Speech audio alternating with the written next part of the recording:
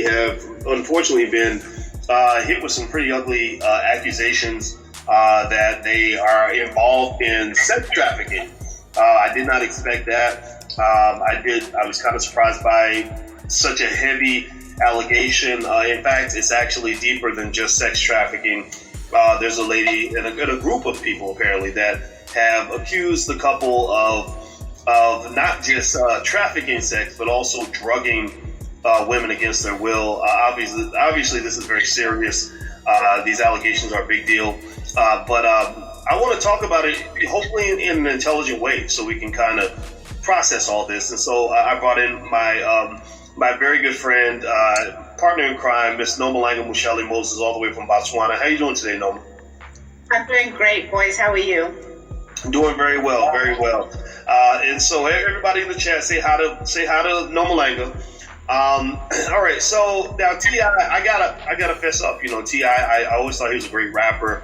I met him in Ghana maybe about 9 months ago, and he and his wife Tiny was there. His daughter was there. They were very nice. We didn't sit around and hang out or anything. We didn't go to the club or anything like that. But I have met him in person, and I'm really sad to hear this. But you know, I think the right thing to do is to kind of talk about it and to be honest and to try to be fair. So first of all, everybody in the chat, I want to ask you guys this. And by the way, no, I had to mute because I heard a little bit of feedback. But I'll make sure you're unmuted. Vulture says T.I. and his wife Tiny have denied claims of sexual assault and facilitating sexual abuse after Atlanta resident Sabrina Peterson posted screenshots to her Instagram story of direct messages from over 24 alleged victims. The accusers claimed that T.I., born Clifford Harris, and Tamika Tiny Harris pressured them to take drugs, to take off their clothes, and to have sex with them with them or others present. Some said they lost consciousness while with T.I. and Tiny or woke up without remembering the previous night. Peterson began posting the allegations to her Instagram story on January 28th after she previously alleged that T.I. held her at gunpoint. The Harrises issued a statement denying the allegations. Mr. and Mrs. Harris want to be on record, and more importantly, want the public to know they emphatically deny in the strongest way possible the egregiously appalling allegations being made against them by Sabrina Peterson, a spokesperson told Vulture. The Harrises have had difficulty with this woman for well over a decade. They are taking this matter very seriously, and if these allegations don't end, they will take appropriate legal action. Tiny also previously defended her husband on Instagram, posting a photo of him with their 2 children, who she claimed were Peterson's, and alluded to her family's relationship with Peterson. She said, quote, "He was uncle 2 years ago. Now, when did you say my husband assaulted you? Did you change your mind or change it back?" Tiny wrote, adding, "Stop harassing my family." This sounds like a mess. Whew, man. Noma, what say you? So the first thing that stuck out to me was that there was a group of women that said they were required to take drugs before they could enter the house. If someone required me to take drugs to enter their house, I would just not enter their house. That's the first thing. The second thing that I actually applaud is that Tiny and her husband, T.I., are sticking together and fighting this together, because one of the things that has become apparent to me, having been, although in a very small way, in the media industry, is that I've noticed that when people become quote unquote famous or well known, they're subject to attacks from opportunists. And I don't know the full story here, so I don't know if all these women are opportunists, but I'm not quick to believe a bunch of people attacking somebody who they perceive as more famous than them, more rich than them, or is significantly more accomplished or anything like that. In fact, I'll tell you a quick story. A couple of years ago, I have a friend who, again, is not that famous, but ended up with actually more than one friend who have been attacked viciously. And because I know them personally, and I know that the stories that are made up about them are not true, because I know what the actual stories are, I'm just very aware of the fact that you can be very, very viciously attacked and have your reputation destroyed by disgruntled people that you've either dealt with or have known. And I'm just not quick to believe it. Well, I do think that there's something to be said about proof. I know that it's old-fashioned to ask for proof and evidence. But I think that that's important, right? Because you're right. It's there's a lot of questions that should be asked on both sides of the equation, right? It's like just because you're the alleged victim or you present yourself as the victim, that doesn't mean that you can't be scrutinized just like the people that you're accusing, because you could be the predator pretending to be the victim, right? That's what predators do. They pretend to be victims, right? And so I think that asking questions is okay. And I think that one of the biggest mistakes that's been made with Me Too and everything else is that some people believe you have no right to ask questions of the alleged victim. Like, well, did you go to the police? What did the police say? What evidence do you have? Okay, you called the person 47 times in the last 2 years. Could this be because you're just salty and mad because they didn't call you back? If they called you back, would this be a different story? It doesn't mean it didn't happen. It just means that questions should be asked. What do you think, Norma? I absolutely agree. One of the things that has really turned me off about the Me Too movement, the feminist movement, or anytime women say just believe other women, is that they don't want us to ask questions. And sometimes we really have valid questions. And like you said, sometimes the people that we think are the perpetrators are actually the victims of a malicious attack or facts that have been twisted and turned. Like, I really don't care if T.I. and his wife invited people over and had drugs and orgies and things. I don't care. But if you participate in that and then decide to use it as an opportunity to destroy other people's lives, then I have questions. If you were forced, then I have to also ask questions. How did they force you? If they say, come into our house, take drugs, you really can say no. Even if you're desperate for money, you can choose your dignity or whatever you came from and go back to it and not take the money and the drugs and then put yourself in a compromising position. Because I know that with a lot of these stories, they'll say that, well, I was desperate for an opportunity and they said that I should take the drugs. Well, sometimes you just have to let the opportunity go. I saw where someone said that there was a gun held to their head, but it sounded like one woman said that, and not all of them. So maybe the woman who had a gun held to their head, again, I still have questions. Was he holding the gun to your head and saying, take the drugs and have an orgy? And then afterwards, what did you do? What happened? We have to ask questions. And most of the time, we're not allowed to ask questions. So we're just supposed to either believe them. And in my case, I just say, if you can't be asked questions, then I have to question whether you're telling the truth or not. Well, we talk a lot about toxic masculinity and predatory behavior, etc.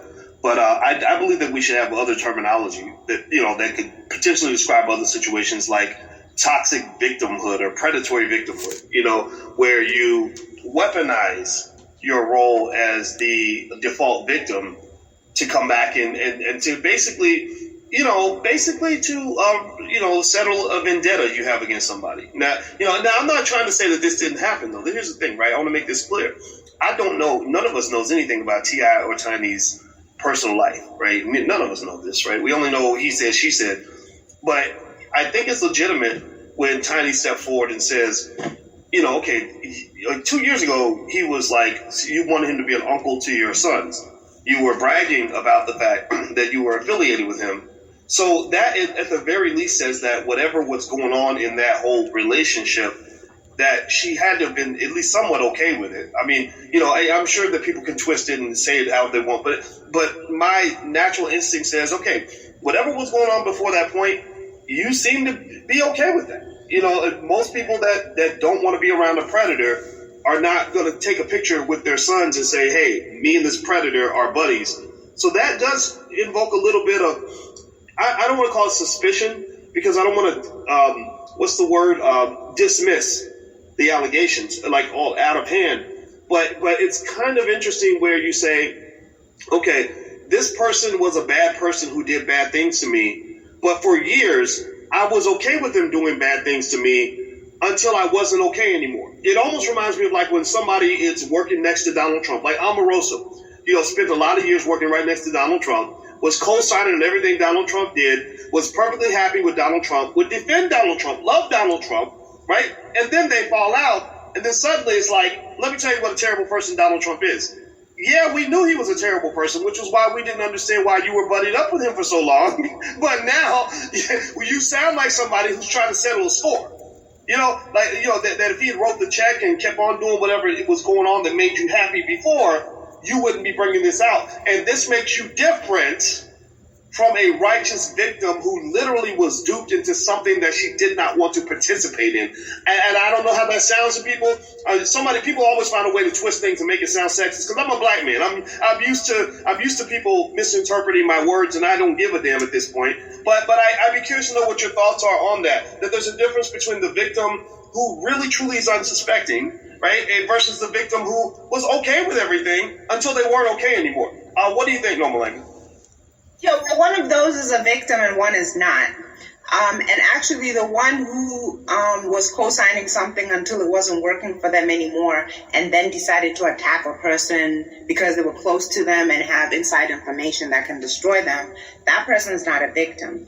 And I will also add that they're just as much of a perpetrator because what they do is they dilute victim stories. Now we question more victims who are legitimate victims because they're people who are not legitimate victims. So they are just as damaging, I believe, as a perpetrator.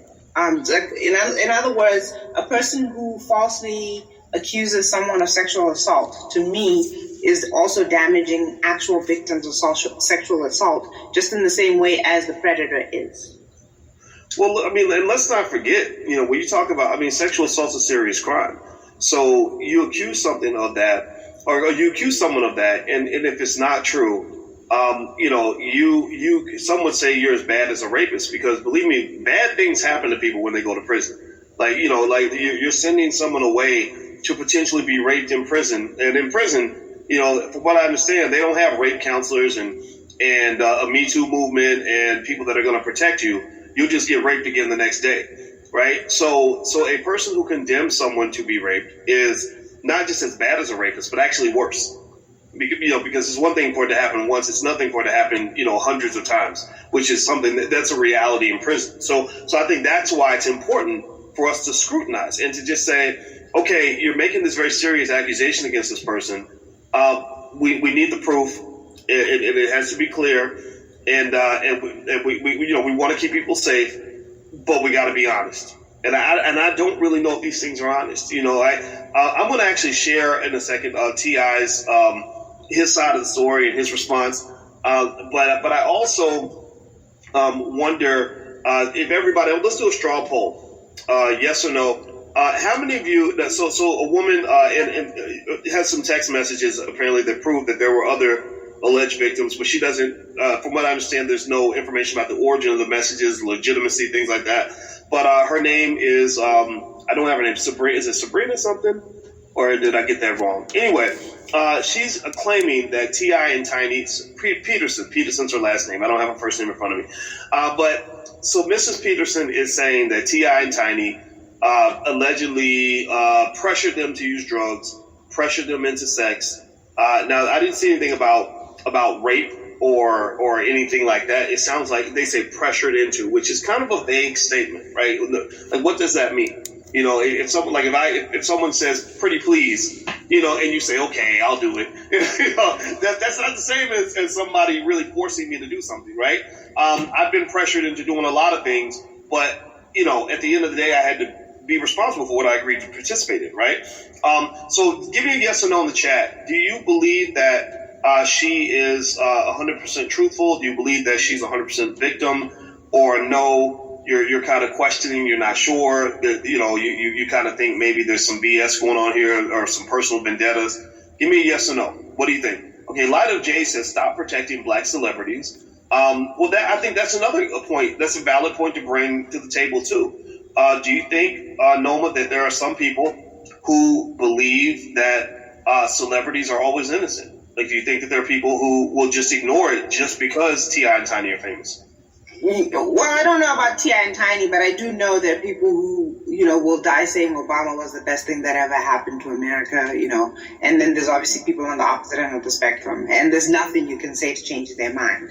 But I personally,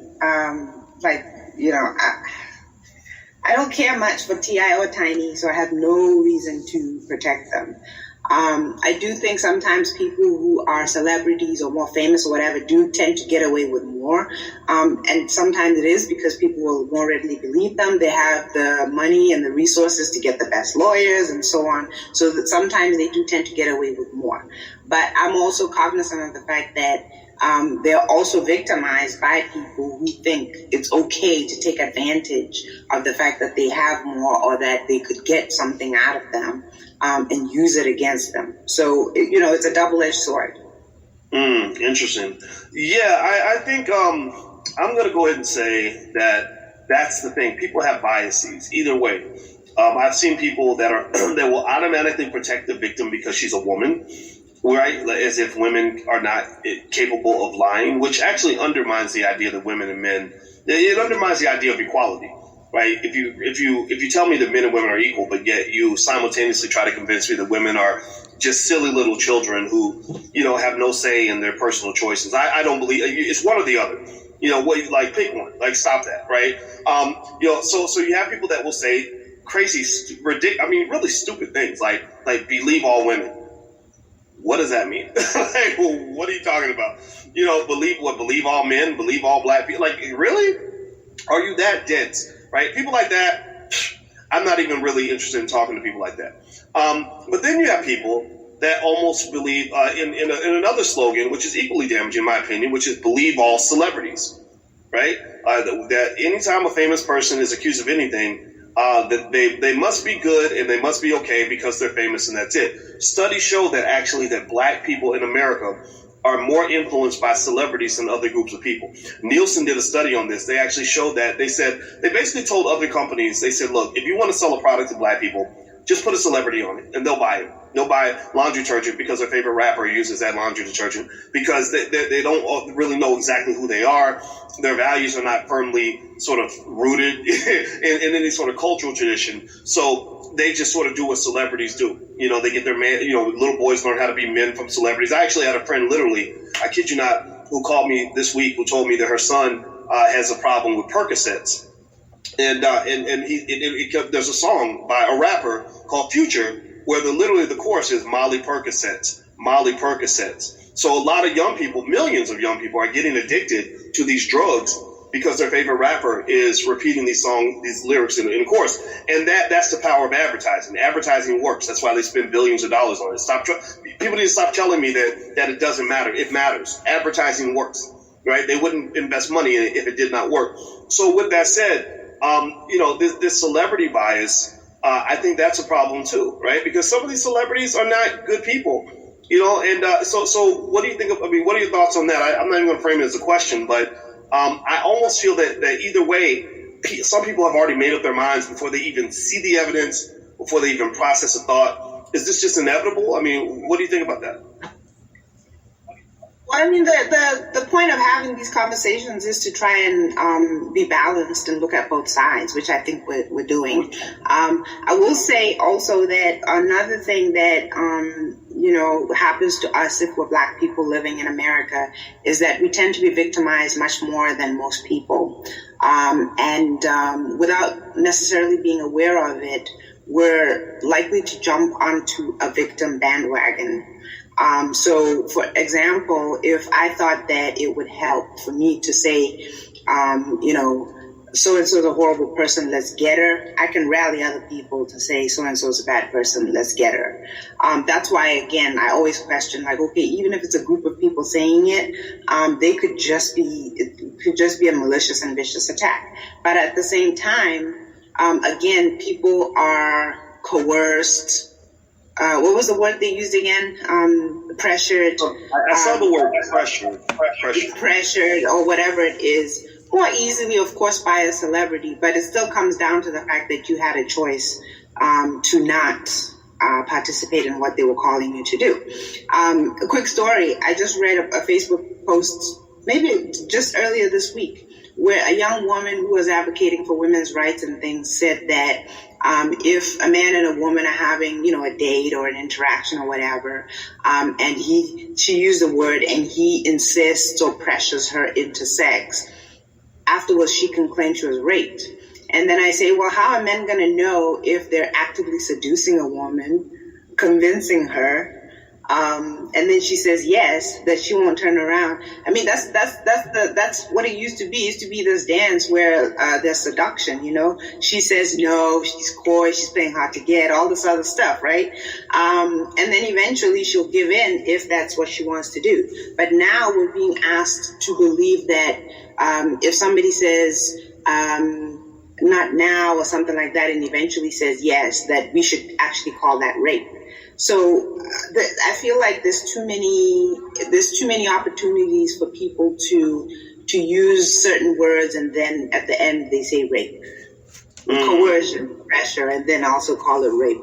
And again, I'll go back to the fact that that's so unfair to a person who is actually, you know, beaten, battered, and raped.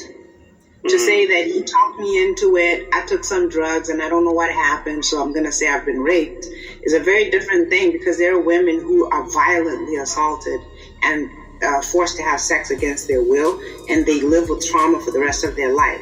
And for us to equate that with someone who regrets their bad decisions from the night before, or was desperate for money, desperate for an opportunity, or whatever it is, to take that and equate that with somebody who innocently thought they were going on a date or was going home or was with a friend and then was violated. I don't